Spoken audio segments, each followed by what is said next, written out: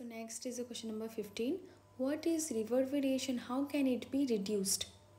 Now again मैं आपको बोलना चाहूँगी, बहुत लोग कंफ्यूज हो जाते हैं between reverberation and an echo. ये दोनों में ही डिफरेंस है। इको जैसे हमने क्या देखा था, देखो सबसे पहले हम लोग उसका कंपैरिजन डिस्कस कर लेते ताकि आपको कोई भी कन्फ्यूजन ना हो। तो अगर मैं आपको एकदम सिंपल लैंग्वेज में समझाऊँ, दैट इज़ जो डिफरेंस है between echo and reverberation. Echo में क्या होता है, जैसे हमने प्रीवियस क्वेश्चन में ही देखा था, इको का जो साउंड प्रोड्यूस होता है वो कैसा होता है, क्लियर होता है एंड डिस्टिंग्विशेबल भी है ये, यानी हम उसको डिस्टिंग्विश कर पाते हैं। बट जो रिवर्बरेशन है यहाँ पे थोड़ा सा माइनर डिफरेंस है। यहाँ पे क्या होता है, it is less clear comparatively. ये आपको पता चल गया। अभी एक और चीज़ भी आपको जानना बहुत इम्पॉर्टेंट है, जो इको है उसका फॉर्मेशन कहाँ पे होता है। देखो इको का जो फॉर्मेशन है वो क्लोज्ड स्पेस में भी हो सकता है as well as open space में भी हो सकता है। But in the case of reverberation वो कहाँ पे होता है, it occurs only in close spaces with multiple reflecting object. अभी आगे जाके इसको पढ़ेंगे हम लोग। हमने टाइम भी डिस्कस किया था, अगर 0.1 सेकेंड या उससे ज़्यादा होता है तब क्या होता है, इको सुनाई देता है। एंड अगर ठीक उसका कम हो गया तब क्या हो जाता है, रिवर्बरेशन। ये आपको याद रखना है। Okay, so now let's look at the answer. The continuous multiple reflection of sound in a big enclose space are reverberation. It can be reduced by covering walls and ceilings of enclosed spaces with the help of sound absorbing materials such as loose woolen and fiberboard. जैसे हमने पहले ही discuss कर लिया था, ये कहाँ पे होता है, क्लोज स्पेस में होता है। जब भी क्लोज स्पेस में मल्टीपल रिफ्लेक्शन ऑफ साउंड हमें सुनाई देता है, continuous multiple reflection of sound, उसी को क्या बोला जाता है, रिवर्बरेशन। तो अभी बात आता है इसको हम लोग रिड्यूस कैसे करें। जैसे अगर मैं आपको एकदम सिंपल एग्जांपल बोलूँ, आप सपोज एक एकदम खाली रूम पे खड़े हो, ठीक है, उसके साथ अगर हम लोग कंपेयर करेंगे एक रूम जहाँ पे सोफ़ा है, टेबल है, चेयर है, तो कहाँ पे आपको ज़्यादा आवाज़ सुनाई देगा, फर्स्ट केस पे। तो जैसे अगर एग्जांपल है लाइक कारपेट, कर्टेन, फिर एक और वर्ड आपने सुना होगा, साउंड एब्जॉर्बिंग मटेरियल्स। ये सब क्या होता है, ये सब रिड्यूस करता है रिवर्बरेशन को। So next is a question number 16. What is the loudness of sound? What factors does it depend on? Now if you guys remember, जैसे मैं हमेशा बोलती हूँ, प्रीवियस नॉलेज से कनेक्ट होता है न्यू नॉलेज। अगर आपको प्रीवियस क्लासेस का जितने भी कॉन्सेप्ट है वो क्लियर है, देन आपको जो न्यू, आप जो एडवांस में भी जाओगे, न्यू लेवल पे जब जाओगे, तो प्रीवियस नॉलेज से आपका क्या होता है, बहुत हेल्प होता है। तो जैसे हमने देखो क्लास 8 में एक सिमिलर चैप्टर पढ़ा था विच इज़ साउंड। यहाँ पे हमने क्या पढ़ा था, लाउडनेस का कॉन्सेप्ट पढ़ा था। आपको अगर याद है तो आप क्या कर सकते हो, उसको दोबारा रिवाइज कर सकते हो। So the question is actually divided into two part. First part में आपको बोलना है लाउडनेस क्या है साउंड का एंड उसके लिए क्या क्या फैक्टर्स डिपेंड होता है। Okay, so loud sounds have high energy. Loudness directly depends on the amplitude of vibration. Okay, ये आपको याद रखना है, वेरी इंपॉर्टेंट।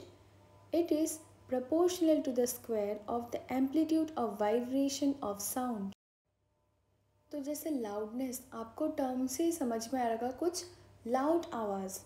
जैसे आप लोग क्या करते हो, अगर एक एग्जाम्पल है, आप कोई वीडियो देख रहे हो मोबाइल पे, कभी कभी क्या होता है, आपका मम्मी या पापा बोलते बहुत ज़्यादा लाउड हो गया साउंड, तो आप क्या करते हो, उसके बाद वॉल्यूम कमा देते हो। तो ये जो लाउडनेस है उसमें क्या होता है, किसके ऊपर डिपेंड होता है, ये एक्चुअली एम्पलीट्यूड पे डिपेंड होता है। सपोज़ आपने अगर एक ग्राफ बनाया, जो आपको प्रीवियस क्लास पे आपने किया होगा, आपको याद होगा, जब आपने एक ग्राफ बनाया उस पर अगर जितना एम्पलीट्यूड होगा तो क्या होगा, वो उतना ज़्यादा उसका लाउडनेस होगा। तभी हम लोग क्या करते हैं, loud sound and weak sound को डिस्टिंग्विश कर पाते हैं। तो क्या क्या फैक्टर्स इस पर डिपेंड होता है।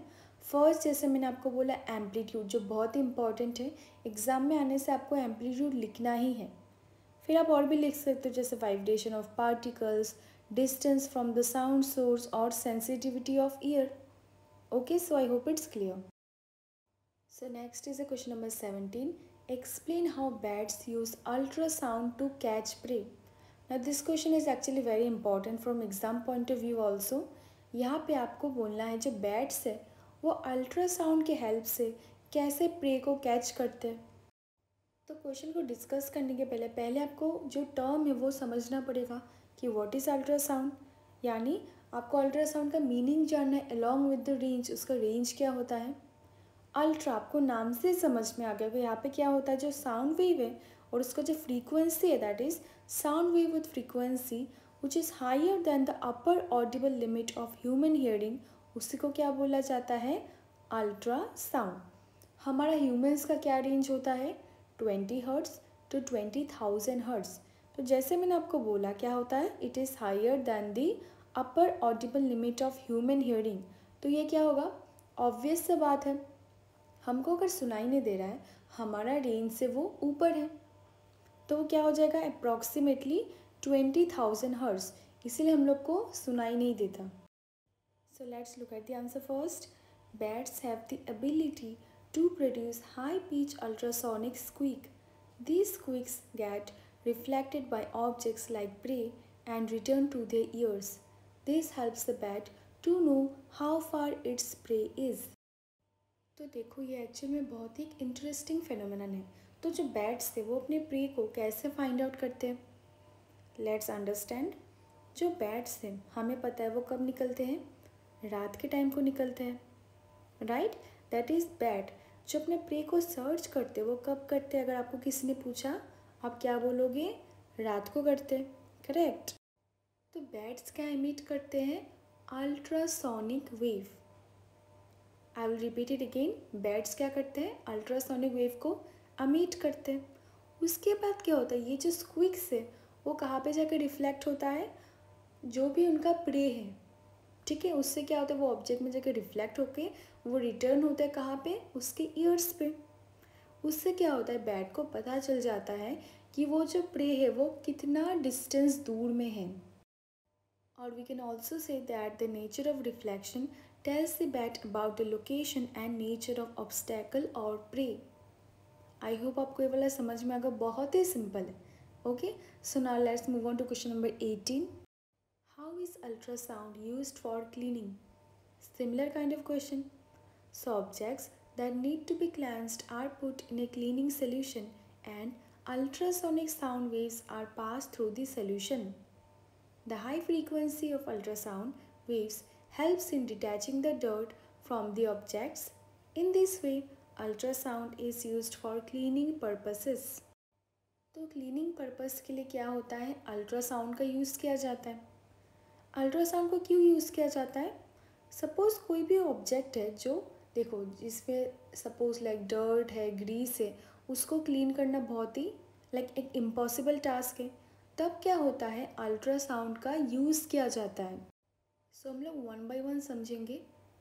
Object that need to be cleansed are put in a cleaning solution and ultrasonic sound waves are pass through the solution. यहाँ पे क्या होता है, कोई भी सपोज लाइक ऐसा आइटम है जिसको क्लीन करना it's like almost impossible task, तब क्या होता है, अल्ट्रासाउंड का यूज़ किया जाता है। तो कोई भी लाइक एक ऑब्जेक्ट है तो उसको क्लीन करने के लिए वो ऑब्जेक्ट को फर्स्ट क्या करना पड़ता है, उसको प्लेस कहाँ पे करेंगे हम लोग, एक क्लीनिंग सोल्यूशन पे, एंड उस पर क्या पास किया जाता है सोल्यूशन पे, अल्ट्रासोनिक वेव। अभी नेक्स्ट लाइन देखो, the high frequency of ultrasound waves helps in detaching the dirt from the object. In this way, ultrasound is used for cleaning purposes. तो इससे हमें हेल्पफुल क्या, हमें क्या फ़ायदा होता है, इससे हमें ये फ़ायदा होता है जब ये हाई फ्रीक्वेंसी अल्ट्रासोनिक वेव जब इस पार्टिकल में पास किया जाता है तो कोई भी पार्टिकल्स ऑफ डस्ट या फिर जो डर्ट है, ग्रीस है, वो क्या हो जाता है, वो डिटैच हो जाता है एंड वो कहाँ पे आ जाता है, सोल्यूशन पे आ जाता है। एंड एज ए रिज़ल्ट हमें क्या ऑब्टेंड हो जाता है, ऑब्जेक्ट जो थरली क्लीन हो जाता है। Okay, so I hope it's clear.